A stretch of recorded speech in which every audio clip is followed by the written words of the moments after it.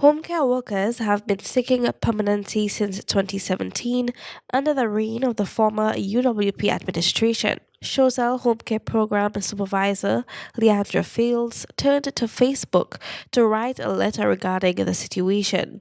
She noted that instead of addressing permanency or providing an alternative situation, the former administration abruptly fired the homecare staff. When we were fired in 2017, everybody in the program was just let go. But then in 2021, when the Honorable Philip J. Pierre won the election, that was one of his promises to ensure that those persons under the NICE program, now called the Home Care Program, would be made permanent and that we would not have to suffer the same fate.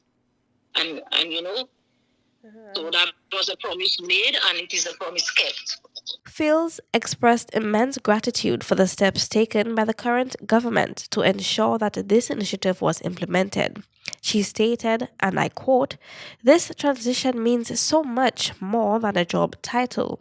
It means stability. It means that we can now walk into a financial institution and confidently apply for a mortgage or a loan. It means our children can sleep easier at night knowing that their parents have a secure future.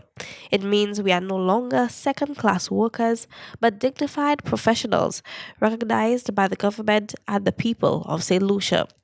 End quote. Workers of the home care program in St. Lucia are now in preparation mode at the National Cultural Center for a momentous day ahead, as 600 workers are set to receive permanency letters in their field under the patronage of the Honorable Philip J. Pierre administration. Home Care Program Northern Regional Supervisor Jolan Ashley Paul stated that the initiative was long overdue for the workers. I am happy that it's finally here, and this is a bit of security for the caregivers.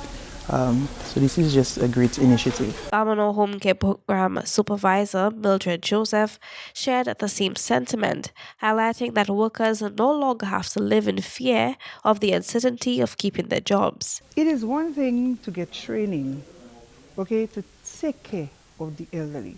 And after the 5 years of training and you're taking care of the elderly, government change, they leave. Then you get somebody else. And the training and the care, that you used to give to the clients, they may not get that same thing. You understand? So if you have certified people who are well trained, who understand the needs of the people and understand their cries, understand what it is, to respect their dignity, that makes a difference for them. So today I am happy, I am excited, I am overwhelmed. I mean, take a good look. We've been working, you understand, to get the space ready so that we could get the good news this afternoon. Masha Preville, who also works in the Bamano constituency as a caregiver, spoke of what the initiative means to her, especially as a single mother. I'm very happy when I understood that the government of St. Lucia is going to make all the caregivers on the island permanent. And I think it's a wonderful initiative by the government of St. Lucia and the Ministry of SSDF, because most of us are single parents. And given that opportunity, I think it's a wonderful initiative. The St. Lucia Social Development Fund, SSDF, a satellite agency of the Ministry of Equity, Social Justice and Empowerment, hosted a ceremony of permanency rollout for the SSDF Elderly Home Care Program staff on Thursday, 2nd October 2025. Honorable Joachim Henry is the Equity, Social Justice and Empowerment Minister. I'm happy that not only they would become permanent employees, but of course they're dressed in uniform and they were paying their own uniform. They had to ensure that they're medically checked. That will be part of the new salary arrangement. So the government would allow for them to receive their uniform.